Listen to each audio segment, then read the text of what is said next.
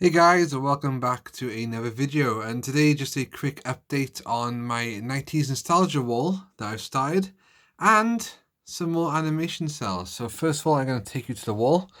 Okay, so this is my bedroom wall, which did have the four Turtles posters on it from like left, right, middle, and in the end. They were massive posters, part of a folded comic. I've recently bought two new Teenage Mutant Hero Turtles comics as well, so that collection is still ongoing. Shout out to Colossal Vids for buying me the poster comics because they aren't cheap, and of course I've taken him off the wall now, so I think he's got a bit of a gripe with me. Hey Dan, and but they're sitting in my collection. Okay, so basically the idea about the 90s wall is just sticking everything on it that was nostalgic to me in the 90s, things I love basically. So not much on it at the moment, but we're going to start up here with uh, 20th Century Fox's Peter Pan and the Pirates. This was one of my favourite cartoons back in the day. It was really entertaining. The intro music is out of this world for a cartoon. Really, really good. Trust me, well, it's on my cartoons playlist if you want to have a look at the intro. And this came up on eBay. I was just randomly searching for Peter Pan and the Pirates, see if it's on DVD, because I would love to own it on DVD. But guess what? It's not. Apart from maybe one volume or two. But this poster came from an actual video shop back in the day, and it was just advertised in the cartoon. We got volume one. Here we go. Knights of Neverland, The Lost Memories of Pirate Pan, and After the Laughter. Lost Memories of Pirate Pan. I think that's when he kind of becomes a pirate and he forgets who he is.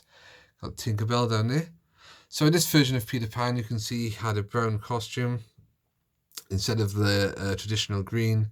And Tinkerbell was kind of pinkish and bluish, or light pink, light blue going on.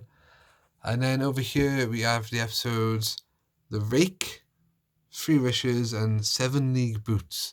Now I can't remember what those episodes are, but yeah. And on the back of this poster, it's double-sided. On the back is exactly the same. However, in one of the corners it says only $7.99. So each volume would have cost $7.99, as I imagine. Okay, and then to carry on over here, we've got some posters of NES games. NES Open Tournament Golf, as me and my friends used to call simply Mario Golf. We had loads of fun times on this in the past. I'm not really big into golf at all, but the game was that fun. You could even create your own roster. You could choose match play, stroke play, um, loads of different stuff, but it was really entertaining. I think you could do 3 courses: Japan, UK, and US maybe? Okay, no introduction needed for the middle poster. One of my favourite games on the NES and one of my favourite cartoons. It's Bucky O'Hare by Konami. If you have not played this game and you get a chance to, please do so. It is out of this world. Really, really good. One of my favourites. And when I picked this for the Tubers High School Challenge, I managed to complete it without any continues. And I won. So I'm really happy with that. And then, of course, Super Mario Bros. 3 on the other side. Story behind that. Well, there's no story behind that. It's an awesome game and I love it. I remember coming home from school once and it was just sitting there, ready for me. And it's one of my favourite Mario games. So you go, we got NES Open Tournament Golf, Bucky O'Hare, and Super Mario 3. So on this wall, I plan to get more posters or more images of just like my favourite cartoons, games. Mega Drive will make an appearance as well, I think. These posters came from somebody on eBay. He sells like posters of NES covers. It was buy two, get one free. I went for A3 size, slightly bigger than A4, and I thought it looks better.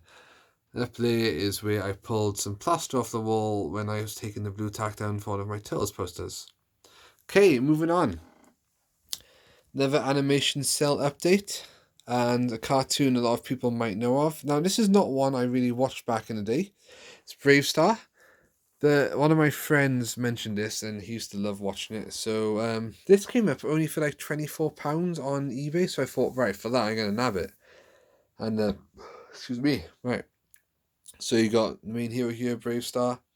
It's kind of like a sci-fi western thing. His horse could talk and had his own gun and everything was cool. Yeah, so this is the animation cell of Bravestarr. This one's quite stuck to the cover behind it, so I'm not going to peel that off and damage it. But you can see there's a shadow behind him as well. That's quite cool because I haven't had an animation cell yet in front of a shadow, so that's a good effect. And again, we've got little scribbles down here, sequence 3, 734, you know, what's seen in this stuff. So this comes from the same set as well. Have no idea who these characters are, but that's pretty cool. I like that. And you can see like all the dust clouds and stuff they've been drawing around here. You know, what's that mean? Scene 173 or something, HR. Bike. So it's cool to have these originals. So now I've got Street Sharks, Legends of Treasure Island, and Bravestarr. And I am currently bidding on something I would love and be the pinnacle of my collection. I will reveal that in a later video if it comes up. And another sketch drawing of a character here. Eyes, S/A45. Maybe that means different shading of colours. What I've learned there is where like this blue mark is, that's usually shading. So that will be in a dark colour when it comes on the screen. 1006 B7.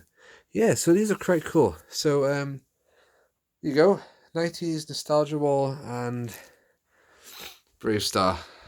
Not bad, eh? Not bad at all. Yeah. So yeah, thanks for watching, guys. Let me know if you ever watched Peter Pan and the Pirates, if you've played any of these games, if you used to watch Bravestarr, and yeah, what else do you think should go on my 90s nostalgia wall? Thanks for watching as always, and I will catch you.